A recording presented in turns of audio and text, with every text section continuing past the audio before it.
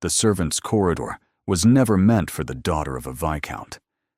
Yet here, Veratus Ashford, crouched in the shadows, pressing herself against the cold stone wall, listening to the women who had stolen her life discuss how to destroy what little remained of it. The beggar from the church steps, her stepmother's voice drifted through the cracked door of the morning room. The blind one. He'll do perfectly. Veratus stopped breathing. Honoria, surely you cannot be serious. That was Lady Pemberton, her stepmother's closest confidant and fellow schemer. Marrying the girl to a street beggar? Even for you, that seems excessive. Excessive? Honoria Ashford laughed, a sound like crystal shattering. The girl has been a thorn in my side for 7 years, living in this house as though she still belongs here, looking at me with those accusing eyes, reminding my husband of his precious first wife every time he sees her face. Veratus pressed her hand over her mouth to stifle the sob building in her throat. But a beggar, Honoria, what will society say? Society will say that Veratus Ashford, desperate and ruined after her father's illness, depleted the family coffers, married beneath her station in a fit of madness. They'll pity us for having such an unstable stepdaughter. And more importantly, Honoria's voice dropped to a satisfied purr. She'll be out of this house forever. No claim to her father's estate. No inheritance. Nothing but a blind husband who can't work, and a lifetime of poverty stretching before her. And Lord Ashford? Surely he won't permit this. My husband hasn't left his bed in 3 months. The physician says he has weeks at most. By the time he's gone, the marriage will already be done. Legal. Unbreakable. Veratus's knees threatened to buckle. Her father was dying.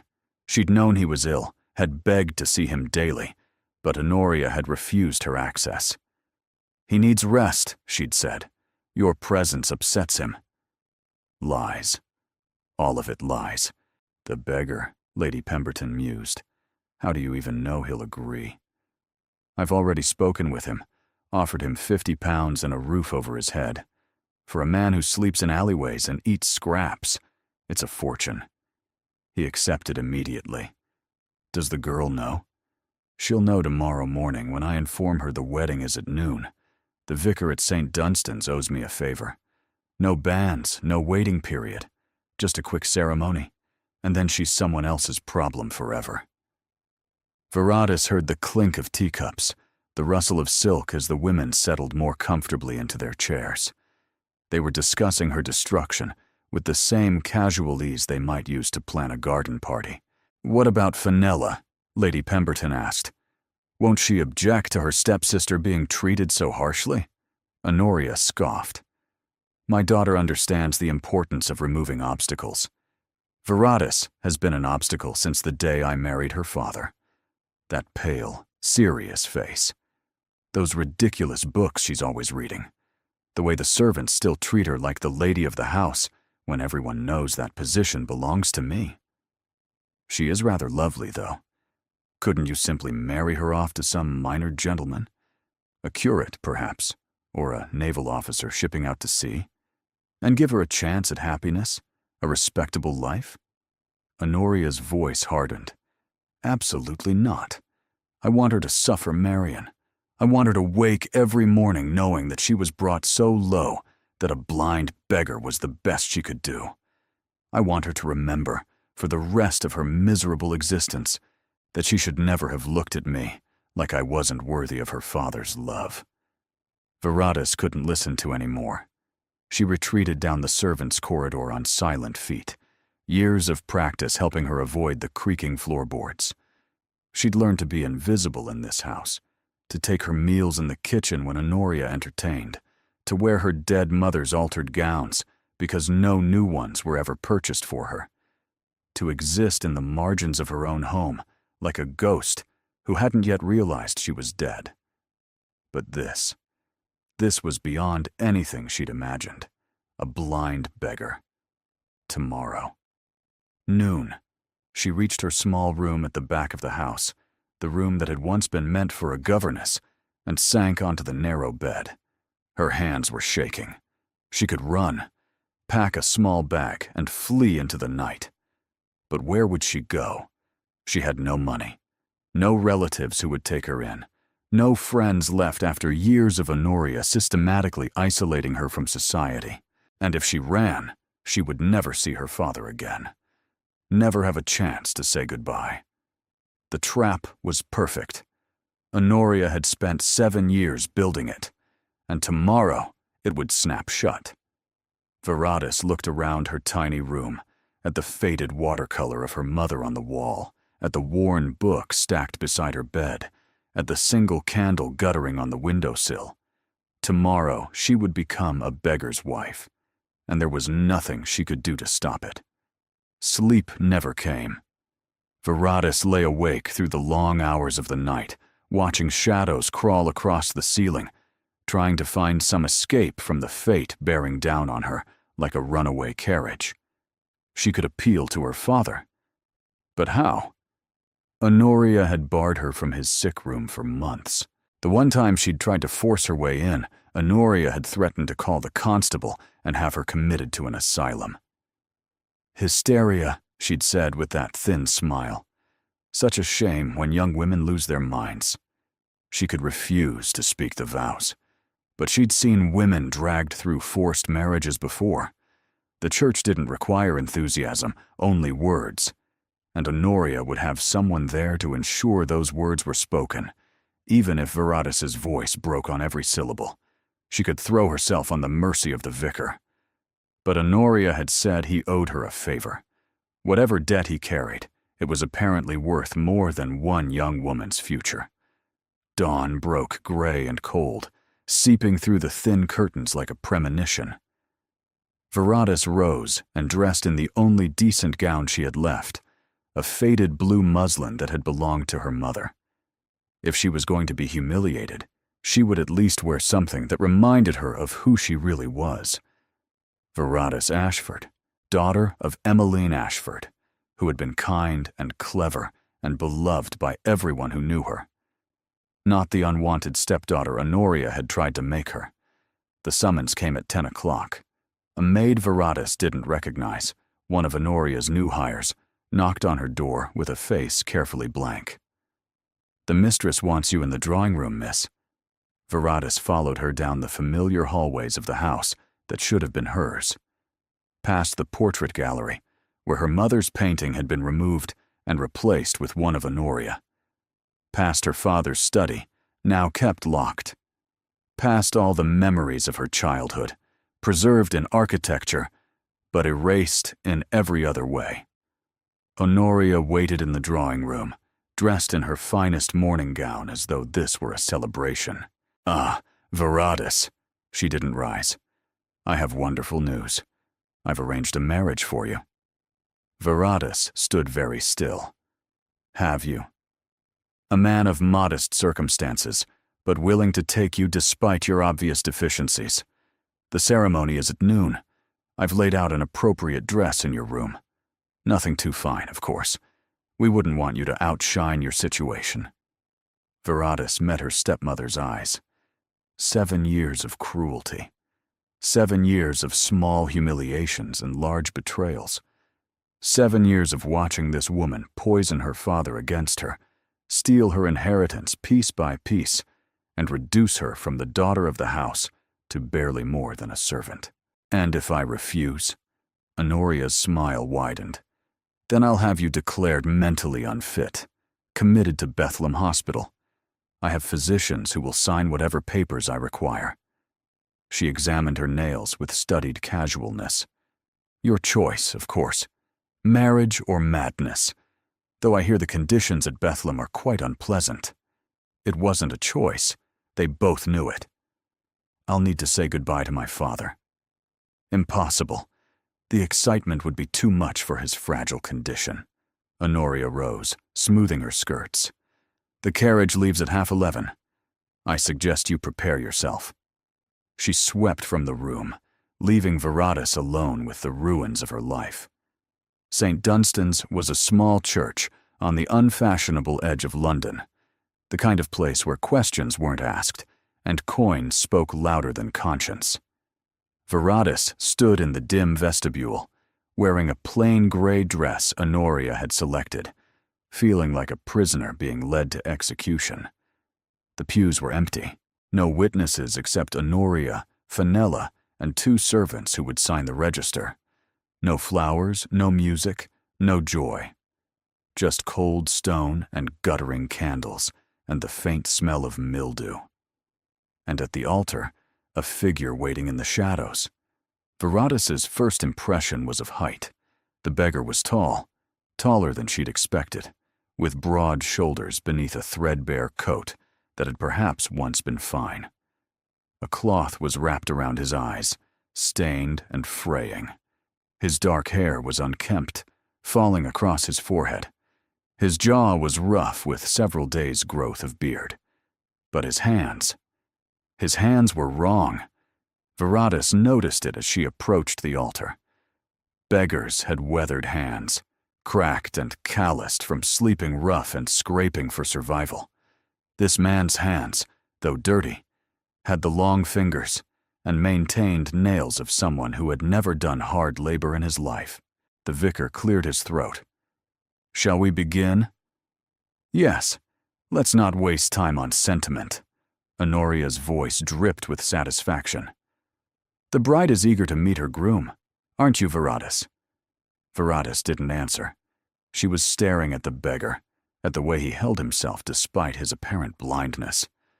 There was no hesitation in his posture, no uncertain tilting of the head that she'd observed in other blind people she'd encountered. He stood like a man accustomed to commanding rooms, not begging in them.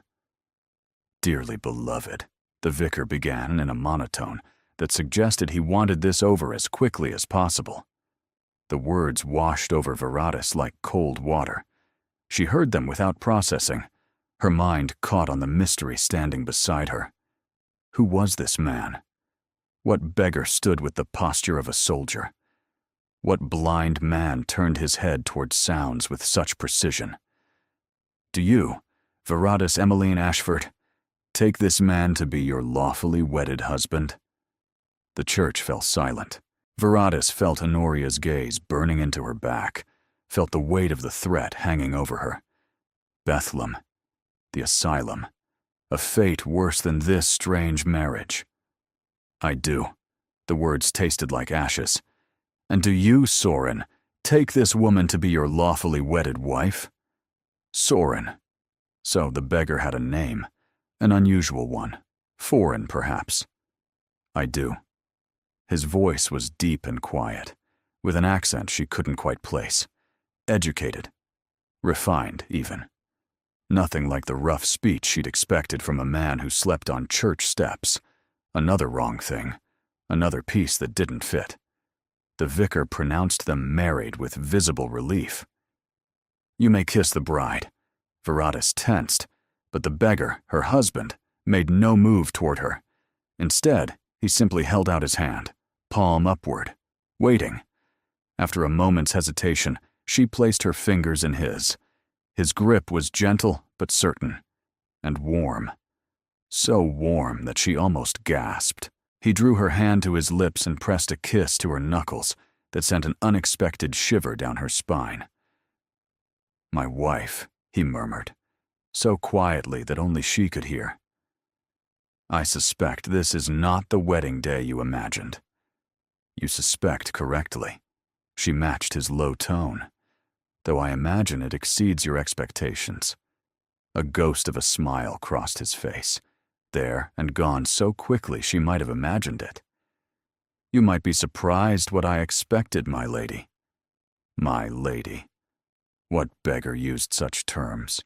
How touching! Honoria appeared beside them, her voice bright with malice. "The happy couple. Now, I've arranged for a cart to take you both to your new home, a room above a chandler's shop in Whitechapel. Modest, but suitable for your circumstances." "That won't be necessary." Everyone turned. The beggar, Soren, had straightened to his full height. And suddenly, He seemed to fill the small church, his presence expanding in a way that made Honoria take an involuntary step backward. "I have arranged our accommodations," he continued. "My wife and I will depart in my own transport." "Your transport?" Honoria laughed. What transport could a blind beggar possibly have? The church doors swung open. Viratus turned and felt her heart stop. A carriage stood in the street. Not a cart, not a hired hack, but a gleaming black carriage with gilt trim and matched gray horses. A liveried footman held the door open, revealing an interior of burgundy velvet. And on the carriage door, emblazoned in gold, was a crest she recognized from every society page she'd ever read. The crest of the Duke of Valmir. "Thank you for the ceremony," Sorin said, his hand still holding hers. "We'll see ourselves out." He led her down the aisle toward the waiting carriage, moving with perfect confidence for a man who supposedly couldn't see. Behind them, Viratus heard Honoria's strangled gasp, heard Fenella's confused questions, and heard the vicar's stammered apologies. But she couldn't process any of it. Her mind was fixed on the crest on the carriage door, on the impossible contradiction of everything she thought she knew. Sorin handed her into the carriage with courtly grace, then climbed in after her. The door closed. The carriage began to move, and Viratus found herself alone with a stranger who was very clearly not what he had seemed. "You're not blind," she said. He reached up and unwound the cloth from his eyes. Gray eyes met hers, clear and sharp and filled with an intelligence that made her breath catch. "No," he agreed. "I'm not. And you're not a beggar." Also correct. Viratus's hands were trembling. "Then what are you? Who are you?" He studied her for several heartbeats, something unreadable in his gaze. Then he inclined his head in a gesture that was almost a bow. "Sorin Blackwood, Duke of Valmir, at your service." His voice was wry, but not unkind. "And, as of 10 minutes ago, your husband." The carriage rattled on through the London streets, while Viratus struggled to comprehend how her day had gone from catastrophic to incomprehensible. She'd been forced to marry a blind beggar to humiliate her. Instead, she'd accidentally married the most powerful duke in England. And she had absolutely no idea what happened next. The carriage moved through London's crowded streets, but inside, silence reigned. Viratus sat rigid against the velvet cushions, her mind racing faster than the horse's hooves. Duke of Valmir. She knew that name. Everyone knew that name.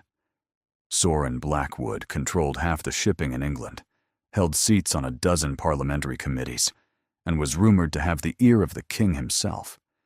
He was also, according to every society column she'd ever read, utterly reclusive. Never attended balls. Rarely appeared in public. Some whispered he was disfigured. Others claimed he was mad. A few suggested he didn't actually exist, that the Duke of Valmir was merely a name attached to a vast fortune managed by solicitors. Yet here he sat across from her, very much real, watching her with those unnerving gray eyes. "You have questions," he said. "I have approximately 400 questions." Viratus was surprised her voice remained steady. Starting with why the Duke of Valmir was pretending to be a blind beggar on the steps of St. Dunstan's church. A fair place to begin. He leaned back, crossing his long legs. Without the hunched posture and dirty face, he was disturbingly handsome. Sharp cheekbones, a strong jaw now that she could see it properly, and those eyes that seemed to catalog everything they touched.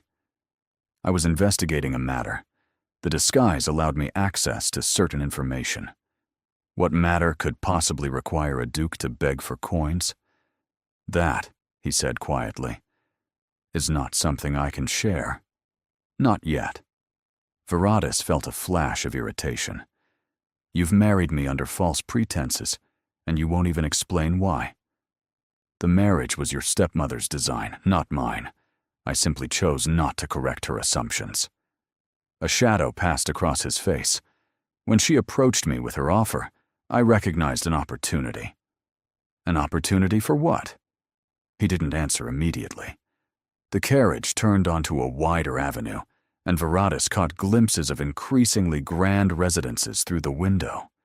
They were heading toward Mayfair, she realized, the wealthiest district in London. Your stepmother, Soren said finally, has been a person of interest to me for some time. When she offered me £50 to marry her stepdaughter, I was curious. Why would a viscountess go to such lengths to dispose of a young woman? What threat could you possibly pose? Viratus stared at him. You married me to investigate my stepmother? Partially. His gaze held hers. I also married you because what she intended was monstrous, and I found myself disinclined to allow it. The words hung between them. Viratus didn't know what to make of them, of him, of any of this. The carriage slowed and stopped. Through the window, Viratus saw a house that made her childhood home look like a cottage. White stone, soaring columns, windows that caught the afternoon light like diamonds. Servants in immaculate livery lined the steps. Welcome to Valmere House, Soren said. Your new home. A footman opened the carriage door. Soren descended first, then turned to offer his hand. Viratus took it, stepping down onto the gravel drive, feeling like she'd tumbled through a looking glass into someone else's life. The butler, a silver-haired man with the bearing of a general, bowed deeply. Your Grace, we were not expecting you to return with company. Change of plans, Drummond. This is Her Grace, the Duchess of Valmere. Soren's voice carried no inflection, as though announcing a duchess was an everyday occurrence.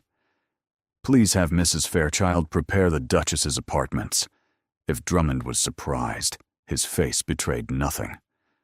Of course, Your Grace. Shall I have tea sent to the drawing room? The library. Her Grace and I have matters to discuss. Viratus followed Soren through an entrance hall, larger than her entire childhood home. Marble floors, a sweeping staircase, artwork that belonged in museums. Servants appeared and vanished like ghosts, efficient and silent. The library was warm, a fire already crackling in the enormous hearth. Books lined every wall, floor to ceiling, more volumes than Viratus had ever seen outside a university. She moved toward them instinctively, fingers reaching out to touch the spines. You're welcome to read anything here. Soren's voice came from behind her. I noticed your calluses. She turned. My calluses? On your fingers, from holding books. You read frequently. More than is considered fashionable for a young lady. He'd noticed that. In the dim church, during their brief ceremony, he'd noticed the calluses on her fingers. I read constantly, she admitted. It's one of the few pleasures my stepmother couldn't take from me. His expression shifted almost imperceptibly. She took a great deal, I gather. Everything. The word came out more bitter than she'd intended. My home, my father's affection, my place in society. She spent 7 years erasing me. Today was meant to be the final stroke. Instead, you've become a duchess. Instead, I've become a stranger's wife with no understanding of why or what happens next. Soren moved to a chair by the fire, gesturing for her to take the one opposite. What happens next is complicated.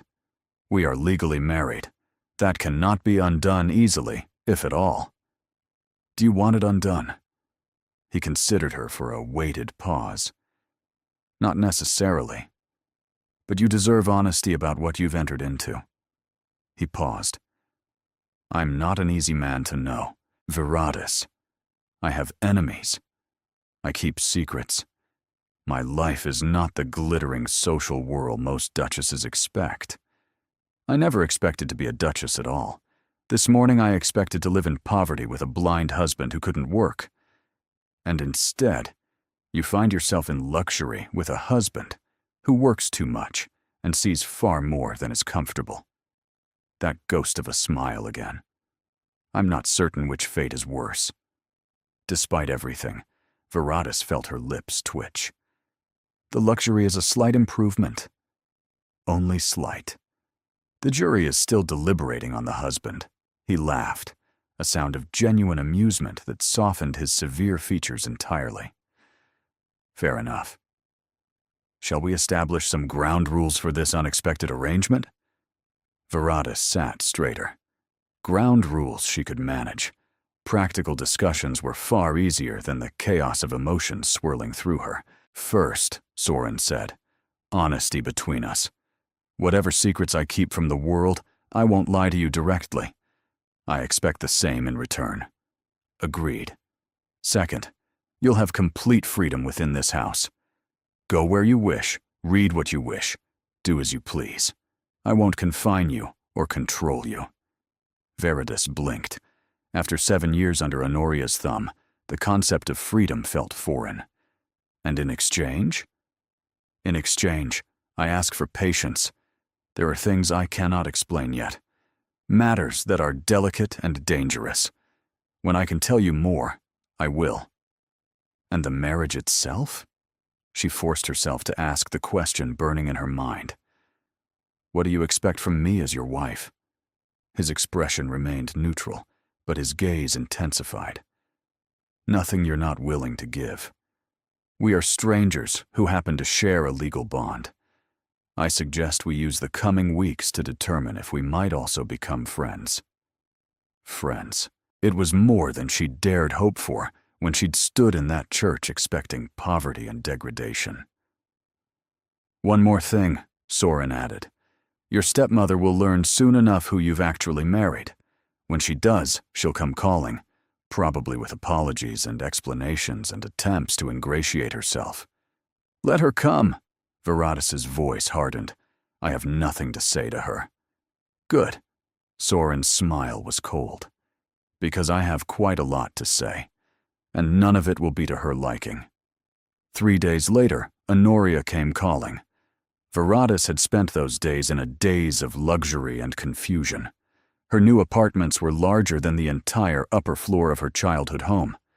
A lady's maid named Parthena, a serious young woman with clever hands, had been assigned to her. New gowns had appeared in her wardrobe, ordered by Soren without her knowledge, all in colors and fabrics she would have chosen for herself. It was unnerving how well he seemed to understand her preferences without asking. They took breakfast together each morning, conversations ranging from philosophy to politics to the quality of the cook's scones. He was brilliant, she'd discovered. Widely read, sharply analytical, and possessed of a dry wit that caught her off guard. He was also careful. Every personal question he deflected, every probe into his mysterious investigation he parried. She was beginning to realize that Soren Blackwood was a man of layers, and he revealed them only when he chose. When Drummond announced Lady Ashford's arrival, Viratus was in the library reading a treatise on astronomy. Soren looked up from his correspondence with an expression that might have been anticipation. Show her to the drawing room. We'll receive her there. We? Viratus's heart hammered. Unless you prefer not to. You have no obligation to see her. No, Viratus set down her book. I want to see her face when she realizes what she's done. They entered the drawing room together. Honoria stood by the window, dressed in her finest visiting gown, her face arranged in an expression of maternal concern that made Viratus's stomach turn. Viratus, my dear child. Honoria swept forward, arms outstretched. When I learned the truth, I was beside myself with worry. To think, my beloved stepdaughter married to the Duke of Valmir without my knowledge. The shock nearly sent me to my bed. Viratus didn't move into the embrace. The shock of learning you'd accidentally elevated me instead of destroying me? Yes, that must have been difficult. Honoria's mask slipped for an instant, but she recovered quickly. Destroying you? What a terrible thing to say. I only ever wanted what was best for you, dear. This marriage, unusual as it was, proves that fate had wonderful plans. Fate had nothing to do with it. Soren's voice cut through the performance like a blade. You did, Lady Ashford. Quite deliberately. Honoria turned to him, her smile faltering slightly. Your Grace, I don't know what Viratus has told you, but surely there's been some misunderstanding. No misunderstanding. Soren moved to stand beside Viratus, close enough that their shoulders nearly touched. You arranged a marriage designed to humiliate and impoverish your stepdaughter. You chose a man you believed was a blind beggar specifically because you wanted her to suffer. That's absurd. I would never. I heard you. Viratus's voice shook with years of suppressed rage. In the servants' corridor, you told Lady Pemberton you wanted me to wake every morning, knowing I'd been brought so low. You wanted me to remember that I should never have looked at you like you weren't worthy of my father's love. Honoria's face went pale, then red. You were eavesdropping, spying on private conversations. Private conversations about selling me into misery. Lady Ashford. Soren's tone had gone dangerously soft. I suggest you leave now. You are not welcome in this house, today or ever. You can't simply dismiss me. I'm her family. Her father is dying because you've kept physicians from treating him properly. Soren's words landed like blows. You've been slowly reducing his medication, extending his illness, ensuring he remains bedridden while you plunder the estate. Honoria staggered. How dare you? You have no proof. I have extensive proof. I've had investigators examining your household for weeks. He stepped closer, and Honoria retreated. The forged documents, the missing funds, the servants you've bribed to keep silent. Did you think no one would notice? This was it, Viratus realized. This was what Soren had been investigating, not some abstract matter. Her stepmother, her father's estate, the slow murder of a viscount through medical neglect. I want to see my father. The words tore from her throat. Now. Today. Arrangements are being made. Soren didn't look away from Honoria. Lord Ashford will be removed from your care and brought to a proper hospital where he can receive treatment. Whatever damage you've done, we'll attempt to reverse. You can't do this. Honoria's voice had gone shrill. I'm his wife. I have rights. You have the right to remain silent while I decide whether to involve the magistrates. Soren's smile was terrifying in its coldness. Leave, Lady Ashford. Go home and consider how you wish to spend your remaining freedom. Honoria looked between them, saw no mercy in either face, and fled. The door slammed behind her. Viratus stood trembling, years of pain and anger crashing through her in waves. Soren turned to her, his expression softening. Viratus. You knew, her voice cracked. All this time you knew what she was doing to my father. I suspected. When she approached me at the church, I realized it was worse than I'd imagined. He hesitated, then reached out to take her hands. I should have told you sooner. I was gathering evidence, trying to ensure she couldn't escape consequences. But you deserved to know. Is he really dying? He's very ill. But the physician I've consulted believes that with proper care, he might recover, at least partially. Viratus felt tears sliding down her cheeks. She hadn't allowed herself to cry in years. Crying was weakness, and weakness around Honoria was dangerous. But she wasn't around Honoria anymore. Soren pulled her closer, and she found herself leaning into him, pressing her face against his shoulder, while sobs shook her body. He held her without speaking, one hand stroking her hair, warm and solid, and unexpectedly gentle. I'm sorry, she managed eventually, pulling back. I've ruined your coat. I have other coats. His hands remained on her shoulders. "Are you all right?" "No." She laughed shakily. "But I think I might be eventually." His thumb brushed a tear from her cheek, the gesture achingly tender. "We'll see your father tomorrow. I've arranged everything." Viratus looked up at this strange, complicated man who had married her for reasons she still didn't fully understand, who had quietly worked to save her father while she'd assumed the worst of him. "Why?" she whispered. "Why did you do all this? You don't know me. You don't owe me anything." Soren was quiet for several heartbeats. "Perhaps I recognized something familiar," he said finally. "Someone trapped by circumstances beyond their control. Someone who deserved better than what life had given them." He released her and stepped back, the moment of intimacy closing like a door. "Rest tonight. Tomorrow will be difficult." He left her standing in the drawing room, more confused than ever, because for just a moment, when he'd held her, she'd felt something she hadn't felt in 7 years. Safe. The weeks that followed were the strangest of Viratus's life. Her father was transferred to a private hospital, where physicians immediately began reversing the damage Honoria's neglect had caused. The first time Viratus visited, he'd been too weak to speak, but he'd gripped her hand with surprising strength. Tears had tracked down his weathered face.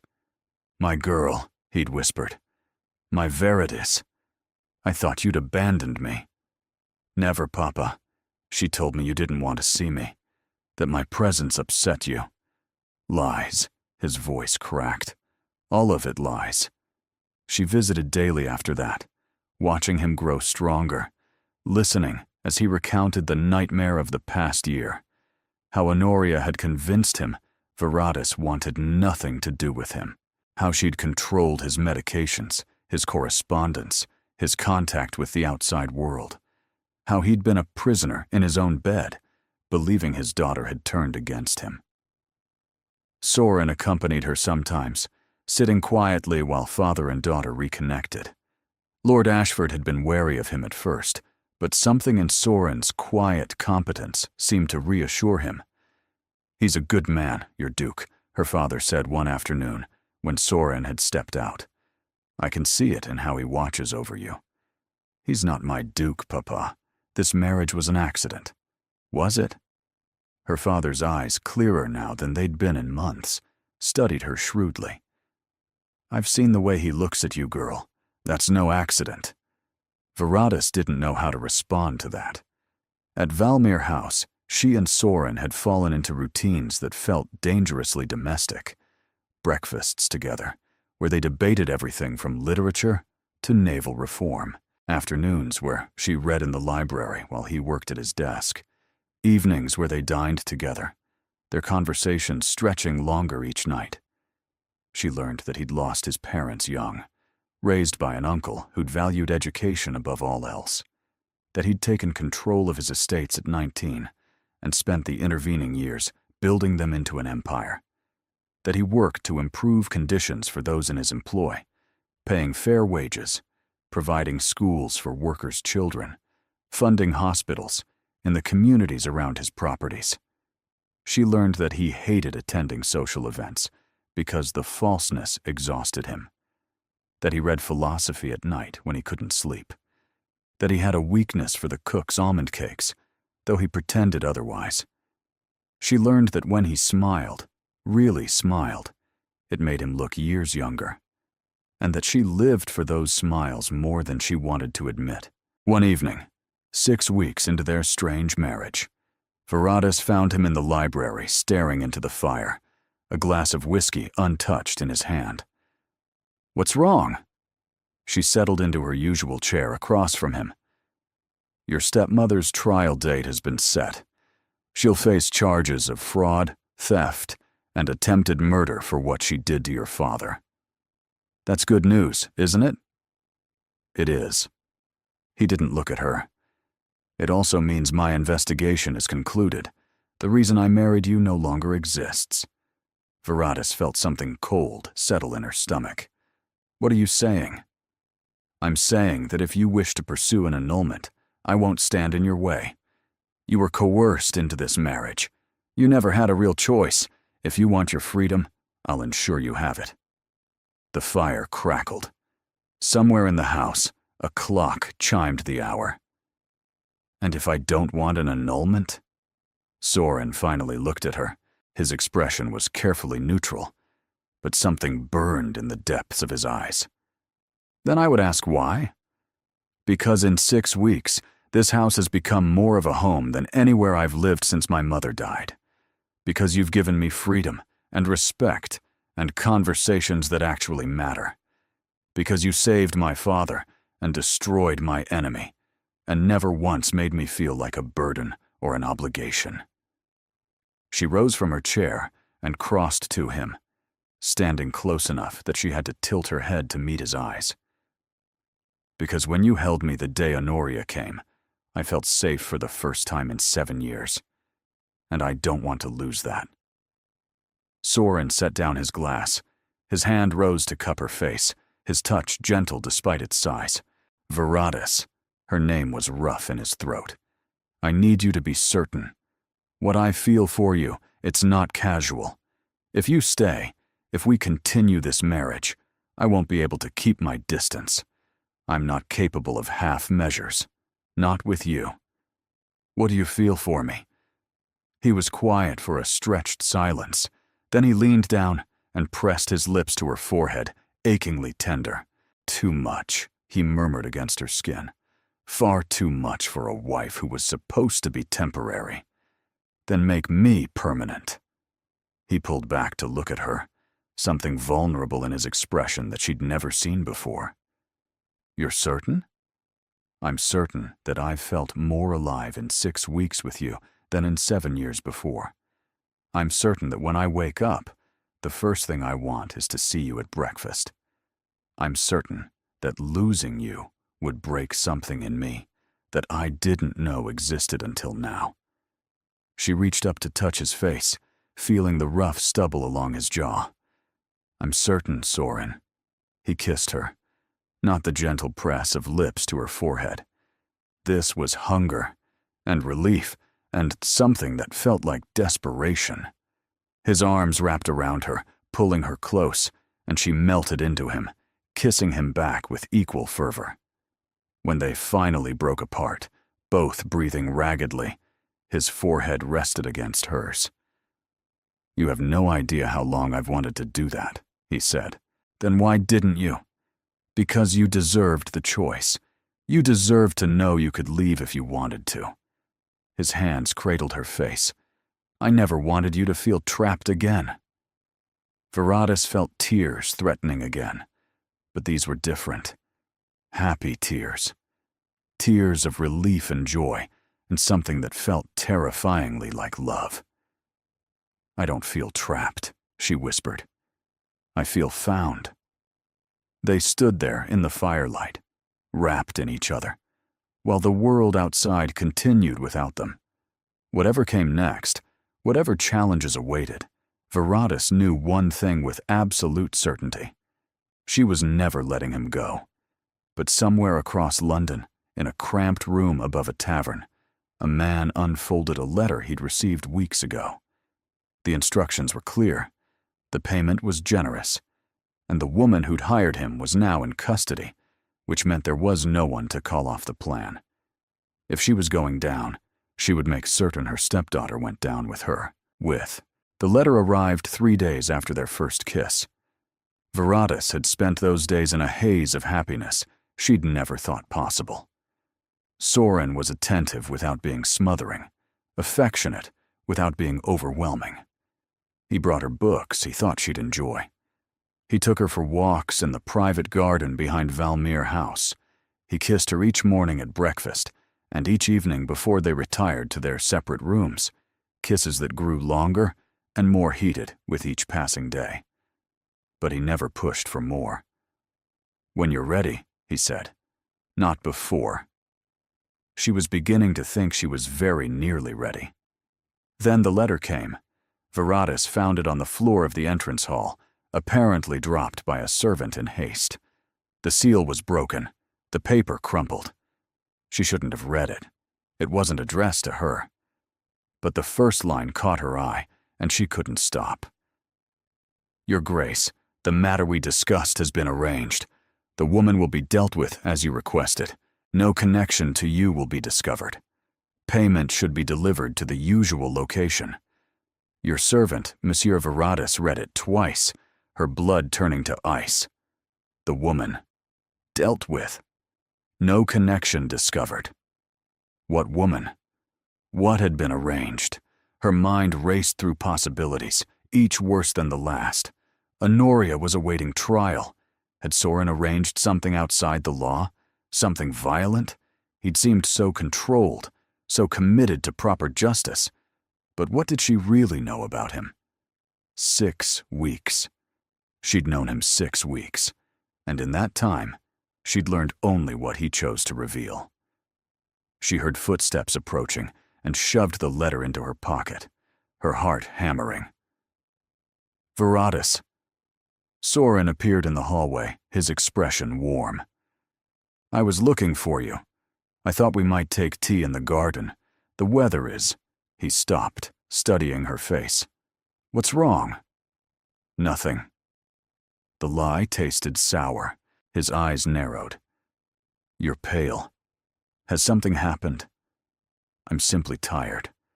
Perhaps I'll rest instead of taking tea. She fled before he could question her further, retreating to her apartments and locking the door behind her. The letter burned in her pocket. She wanted to believe there was an innocent explanation, but the words were so deliberate, so careful in their vagueness. Dealt with. No connection discovered. Those weren't the phrases of legitimate business. Had she been a fool? Had she fallen in love with a man whose exterior gentleness concealed something far darker? A knock at her door made her jump. Viratus. Soren's voice was concerned. Something is wrong. Please let me in. I need time alone. A long pause. Very well. But if something has upset you, I wish you would tell me. I cannot fix what I don't understand. She heard his footsteps retreat and pressed her hands to her face. She needed answers, but she couldn't ask Soren directly, not without revealing what she'd found. If he was truly dangerous, confronting him could be catastrophic. There was one other person who might know. One person who had reason to know all of Soren Blackwood's secrets. Drummond, the butler. She found him an hour later in the servants' hall, reviewing household accounts. When she asked to speak privately, his expression betrayed nothing, but he led her to a small sitting room off the main corridor. How may I assist you, Your Grace? I need to ask you about your master. Viratus steadied herself. About the kind of man he truly is. Drummond's face remained impassive. His Grace is an honorable gentleman. Is he? She pulled the letter from her pocket. Then explain this. Drummond read it. His expression shifted subtly before returning to neutral. Your Grace, I cannot discuss His Grace's private correspondence. Cannot or will not? Both. But something in his tone had softened. I will say this. In 23 years of service, I have never known His Grace to harm an innocent person. Whatever you believe that letter suggests, I assure you, you are mistaken. Then what does it mean? Who is the woman being dealt with? Drummond hesitated. That is not my secret to tell, but I urge you to speak with His Grace directly. He deserves the chance to explain. And if the explanation is worse than my fears? It won't be. Drummond met her eyes. His Grace cares for you deeply, Your Grace.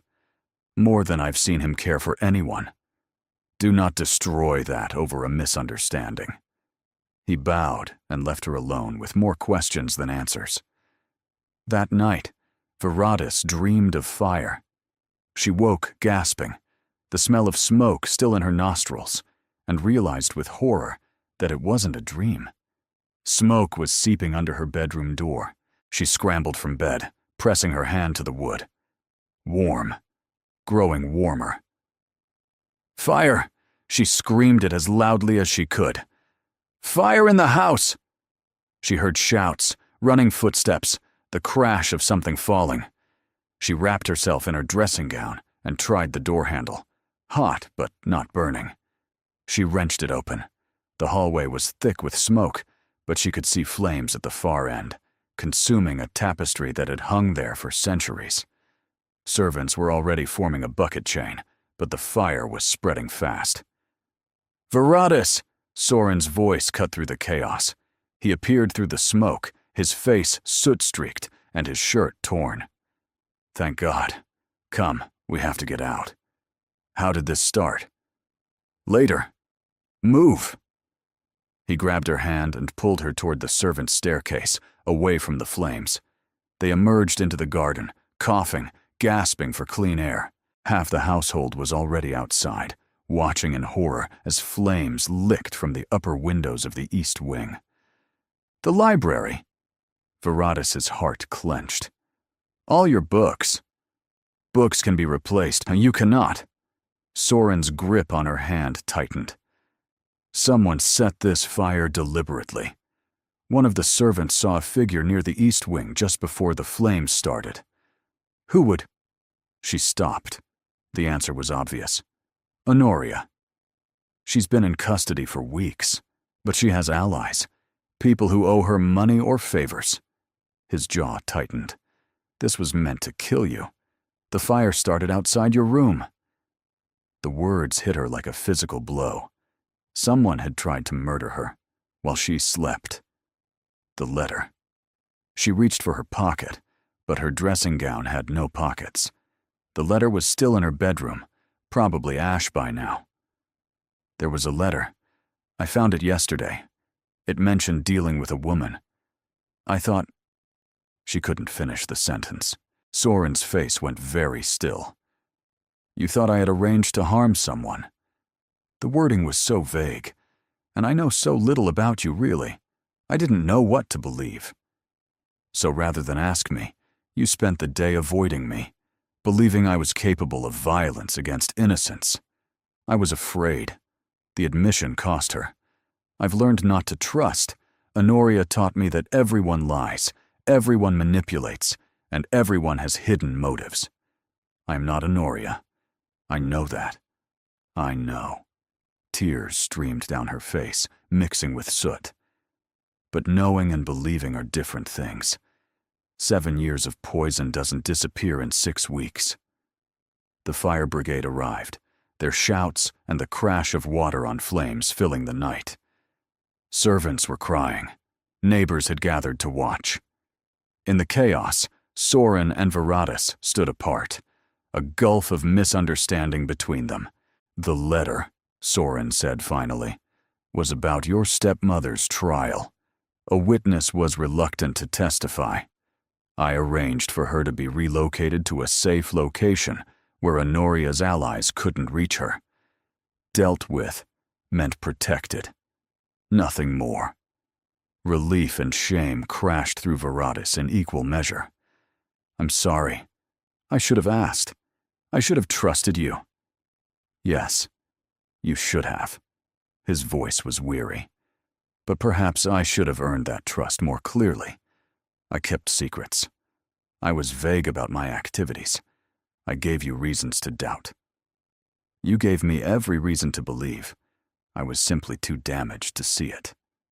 He looked at her, really looked, and some of the tension in his face eased. "We are quite a pair, aren't we? A duke who hides everything and a duchess who trusts nothing. Perfectly matched, it seems." Despite everything, despite the fire and the fear and the near-death experience, she saw his lips twitch. "The question is," he said quietly, "can we do better? Can we learn to be honest with each other, even when it's difficult? Even when our instincts tell us to hide?" Viratus stepped closer, taking both his hands in hers. "I want to try. I want to be someone who deserves your trust. I want to be someone who gives trust in return. Even knowing I'll likely fumble it, that I'll keep secrets out of habit and have to learn transparency like a new language? Even then, she rose on her toes and kissed him, soft and desperate, and tasting of smoke. We'll learn together. Behind them, the fire was dying. Ahead of them, something else was just beginning. The weeks following the fire were a trial by fire of a different kind.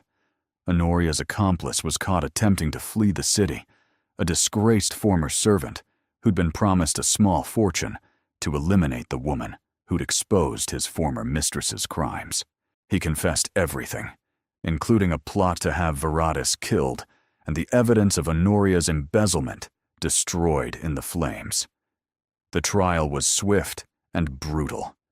Honoria faced not only charges of fraud and theft, but 2 counts of attempted murder, against her husband through deliberate medical neglect, and against her stepdaughter through the fire. She wept and pleaded and claimed innocence, but the evidence was overwhelming. The jury deliberated for less than an hour. Guilty on all counts. Transportation to the colonies for life. She would never return to England, never again threaten Viratis or anyone else. Viratis sat in the gallery, Soren's hand warm in hers, and watched her stepmother's face as the sentence was pronounced. Honoria's eyes found hers across the courtroom, blazing with hatred and despair. Viratis felt nothing. 7 years of cruelty, and in the end, Honoria had destroyed only herself. Fenella, stripped of her mother's ill-gotten gains and social standing, had quietly relocated to the countryside. Viratis felt no satisfaction in her fall, only the distant relief of knowing she would never have to see either of them again. Afterward, they walked together through the London streets, neither speaking for a long while. The trial had left Viratis feeling hollow, drained of the anger that had sustained her for so long. "It's over," she said finally. "I keep waiting to feel something. Joy, perhaps. Relief. But I just feel empty. You've been fighting for so long. When the battle ends, it takes time to remember how to live without it. Is that what happened to you, after your uncle died?" Soren was quiet for several steps. "My uncle was not a kind man. He raised me to be useful, not to be loved. When he died, I felt free for the first time. But I also felt lost. I didn't know who I was without his voice in my head telling me what to do. And now?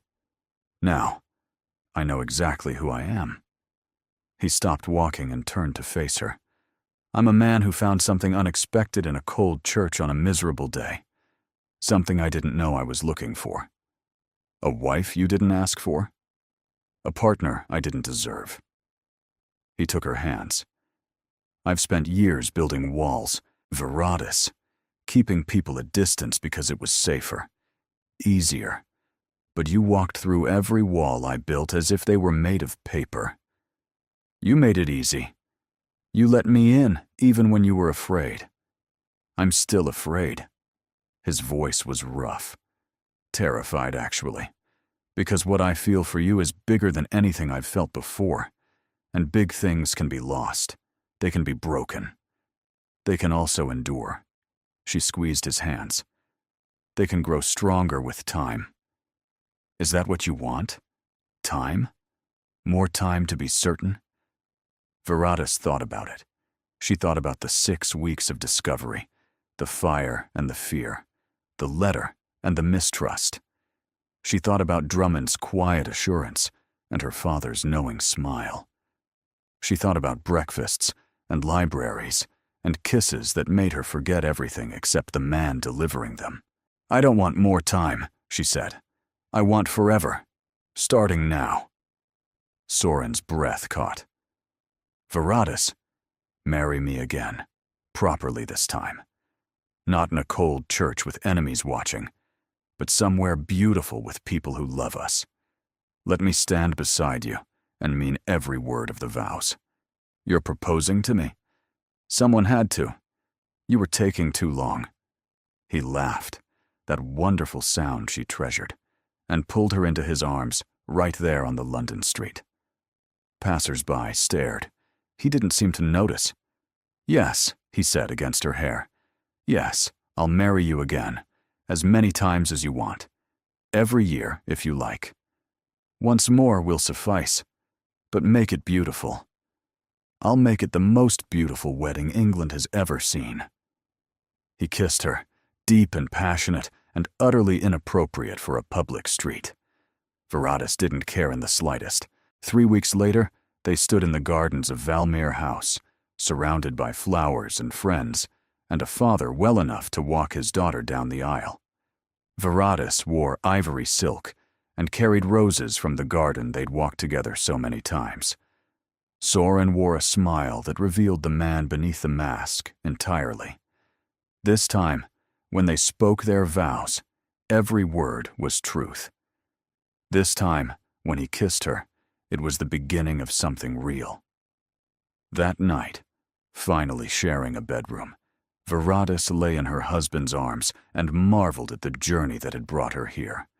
From a servant's corridor, where she'd overheard her own destruction, to this moment of perfect contentment. "What are you thinking?" Soren murmured against her hair. "That I'm grateful to Honoria." He pulled back to stare at her. "Grateful? If she hadn't tried to destroy me, I never would have found you. Her cruelty led me to my happiness." Viratus smiled. "That must infuriate her." "Poetic justice," Soren agreed. "The best kind." She settled back into his arms, listening to his heartbeat, feeling safer and more loved than she'd ever imagined possible. The blind beggar had turned out to be a duke, and the discarded stepdaughter had turned out to be exactly what he needed. 5 years later, the nursery at Valmere House was considerably quieter than it had been an hour ago. Viratus leaned against the doorframe, watching her husband attempt to extricate himself from a pile of sleeping children. Their son Bastian, 4 years old with his father's gray eyes, was sprawled across Soren's chest. Their daughter Margot, 2.5 with her mother's stubborn chin, had wedged herself under his arm, and the baby, 3-month-old Stellan, was nestled in the crook of his other arm, milk-drunk and dreaming. "Help," Soren mouthed silently. Viratus covered her mouth to stifle her laughter. "You got yourself into this, Your Grace." "They ambushed me. It was coordinated. Bastian is 4. I doubt he's capable of military strategy." "You underestimate him." "He's devious." But Soren's face was soft with love as he looked at his children. "Also, I may have promised them a story about a brave knight who rescued a princess from a wicked witch. Let me guess. The knight was a humble beggar in disguise?" "Something like that." Viratus crossed to them, carefully lifting Margot without waking her. Together, they transferred the children to their beds, a process that took considerable skill and patience. By the time all 3 were settled, the nurse had arrived to keep watch, and they retreated to the hallway. "Your father's letter arrived," Soren said as they walked toward their private sitting room. "He's planning to visit next month. Something about teaching Bastian to fish." "Father teaching anything to anyone? 5 years ago, he could barely lift his head." 5 years ago, your stepmother was slowly killing him. Now he's healthier than men half his age." Soren took her hand. "He credits you, you know. Says your stubbornness saved his life." "Your stubbornness saved his life. I merely provided the motivation. We make an effective team." They settled into their usual chairs by the fire, a ritual that had survived from those early weeks of their accidental marriage. Viratus pulled her feet up beneath her, watching the flames dance. "I received other news today," she said. "From the colonies." Soren's expression grew guarded. "Honoria? She died 3 months ago. Fever, apparently. The letter took time to reach us." Silence fell between them. Viratus waited to feel something. Grief, or relief, or satisfaction. But there was only a quiet sense of closure. "How do you feel?" Soren asked carefully. "Finished. Like a book I never wanted to read has finally ended." She met his eyes. Is that cold of me? She was my father's wife. She raised me after a fashion. She tried to destroy you. She nearly killed your father. She arranged to have you murdered." Soren's voice was gentle but firm. "You owe her nothing, Viratus. Not even grief. I keep thinking about what would have happened if her plan had worked. If I'd married an actual beggar. If I'd spent my life in poverty while she enjoyed my inheritance. But that's not what happened. No." Viratus smiled slowly. "What happened was considerably more interesting." She rose from her chair and crossed to him, settling herself in his lap with the ease of long familiarity. His arms came around her automatically, holding her close. "I fell in love with my husband," she continued, "which I understand is rather unfashionable in aristocratic circles." "Deeply scandalous," he agreed. "We've probably ruined several family reputations." "Worth it," he kissed her forehead. "Entirely." Through the window, Viratus could see the gardens where they'd married the second time, the roses still blooming despite the late season. Somewhere in the nursery, her children were dreaming. Downstairs, servants moved through rooms that had become as familiar as her own heartbeat. This was her life now. Not the one she'd expected or planned for, but infinitely better than either. A marriage that began as punishment had become her greatest gift. A blind beggar had turned out to be a duke who loved her beyond reason, and a woman who had been invisible for 7 years had become someone who mattered. To her father, to her children, to the man holding her now. "No regrets?" Soren asked quietly, as if reading her thoughts. "Only that I didn't find you sooner." "You found me exactly when you were meant to." He tipped her chin up to kiss her properly. "And I intend to spend the rest of our lives being grateful for it." Outside, the sun was setting over London, painting the sky in shades of gold and rose. Inside, wrapped in her husband's arms, Viratus watched the light fade and felt nothing but peace.